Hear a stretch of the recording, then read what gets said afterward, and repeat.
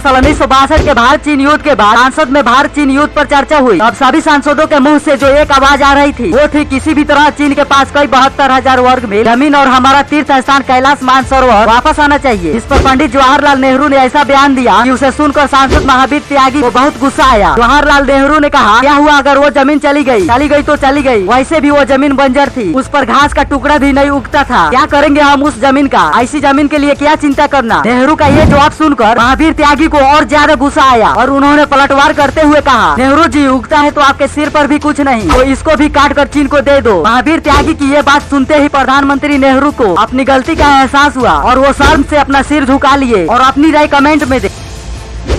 Guys, English का एक ऐसा शब्द है जो बिना कुछ लिखे भी आसानी से पढ़ा जा सकता है, इसे लिखकर भी पढ़ा जा सकता है। दरअसल एक शख्स ने सबसे पहले व्हाइट बोर्ड पर एम्प्टी वर्ड लिखा, इसके बाद ई मिटाकर MPTY लिख कर पढ़ा, फिर P मिटाकर MTY लिख कर पढ़ा, इसके बाद उसने Y मिटाकर MT लिखा और पढ़ा। आखिर में उसने व्हाइट बोर्ड से MT भी साफ कर दिया और उसने एम्प्टी पढ़ा क्योंकि व्हाइट बोर्ड खाली था और उस पर कुछ लिखा ही नहीं था। इसे देखकर शख्स ने एम्प्टी पढ़ा और इस लॉजिक के सामने आने के बाद लोगों के चेहरे की मुस्कान बढ़ गई।